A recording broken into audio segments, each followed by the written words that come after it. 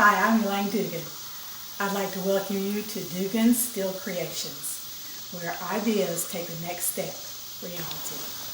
Hello, I'm Michael Dugan. I'd like to welcome you to Dugan Steel Creations. You met my wife a few moments ago, and what we do here is not only do we create projects for the inside and outside of your house, but also we help you to be able to create those things that are ideas. And we help you to put them on paper. Then we find out what type of welding process, what kind of materials, what all goes into making what you would like to put at your home. Today we are showing you that we have 6 different welding processes offered here. We have the MIG welding process, we have the TIG and arc welding process, we have the resistance welder. On this corner we also have oxyacetylene with brazing and with hard wire. We also offer the handheld plasma cutter as well as oxyacetylene cutting. So as we move over here, well, first off, as you see right here, this is the part of the flower that we've already created. We made all the leads, we formed all the metal right here with many of the different tools that we offer. And we're going to take it outside here in just a few moments, and we're going to put it together, and water is actually going to come out from the sprinkler nozzle. As we walk over here, we're going to ask ourselves, how tall does the item need to be in our garden? What kind of design do we need? And we start out with something as far as a stem. How are we going to support the weight? How are we going to attach it to the ground? We make it to where you can screw it into your deck, or you can also make little tent stakes and drive those into the ground. We want our flower to take on more of a droopy process this time. And you see too much of the openings through here, so let's go ahead and double up on what it is that we're going to do to be able to fill that area up.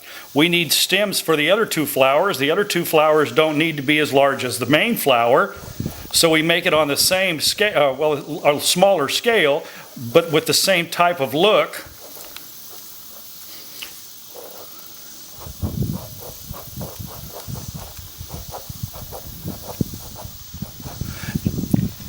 We're not going to show you today and go in depth as to how we're going to attach all that, but we are going to use the MIG welding process.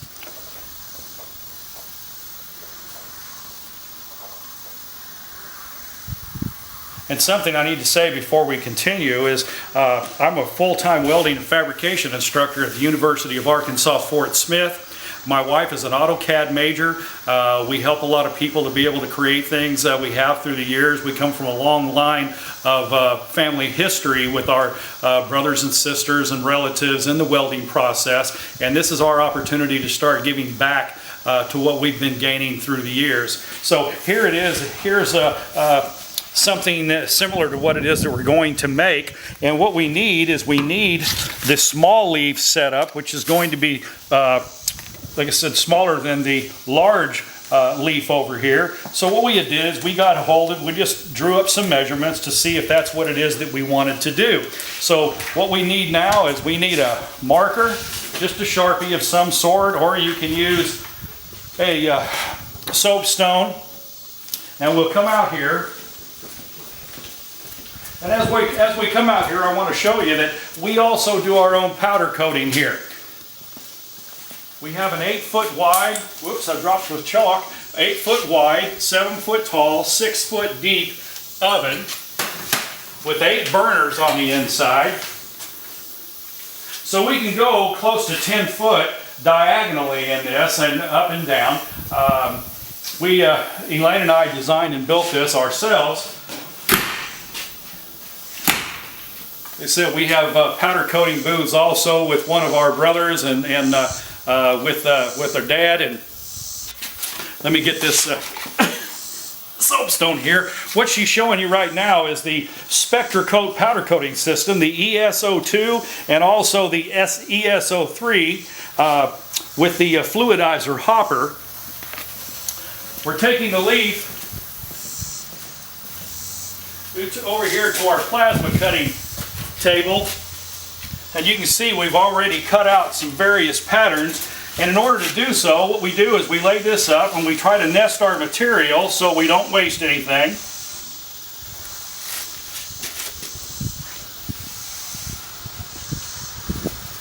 And we lay that out like so. We'll take and bring our plasma cutter out here, handheld plasma cutter. We'll cut around that. We'll take it back in. We'll hit it with a sander. We'll stick it in our ring roller. We'll form it. We'll crease it. And then we'll weld it together. Once we get all that taken care of, then we'll sandblast it over here in our sandblasting booth. Once it's sandblasted, then we take it over to our powder coating booth, which is behind that green door right there. Each of the booths there are 7 foot by 7 foot by 7 foot.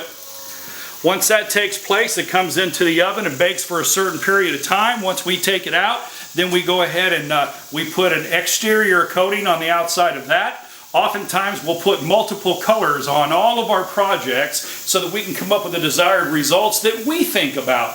But we can also help you when you come up with an idea. We have multicolors to be able to choose from, and we'll be able to color coordinate that which you desire.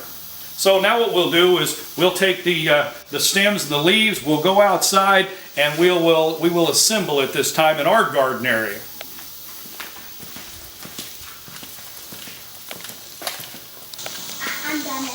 Well, welcome back.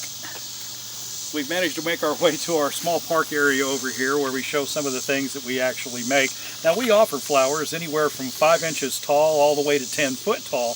Those kinds of items can be put in a church setting, a park, the university, businesses, home, just anywhere you want to put them. Anything you can think up, anywhere you want to put them, then we can help you color coordinate and do those various things like that. And instead of painting, we actually use the powder coating system because it's much more durable, offers so many more colors that can be used. We also put a starburst orange, say, on the outside of this flower here. Helps it to really shine whenever the sun hits it. Well, let's go ahead and put this together.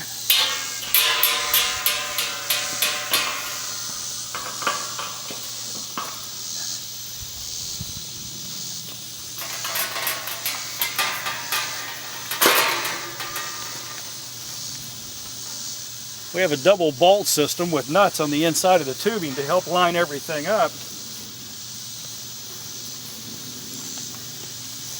This way you can assemble it yourself. It's not so cumbersome to have to carry around.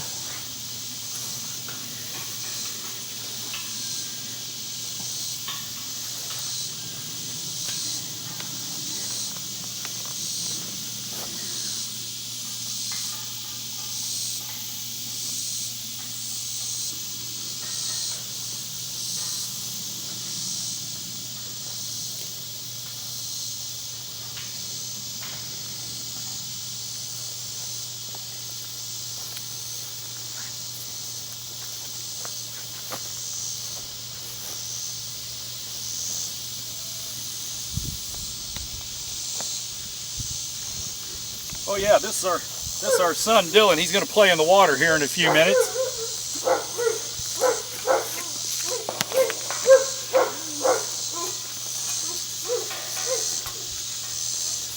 These flowers actually just screw in with a 3/8 bolt, nut welded inside the tube.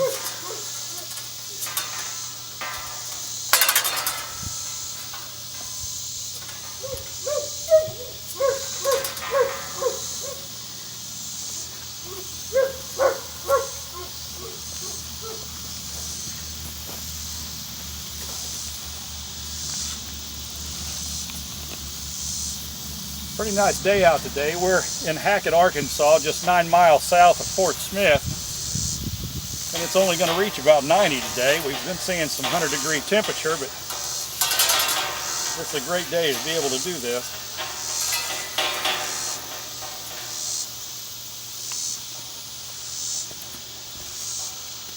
Now we'll attach the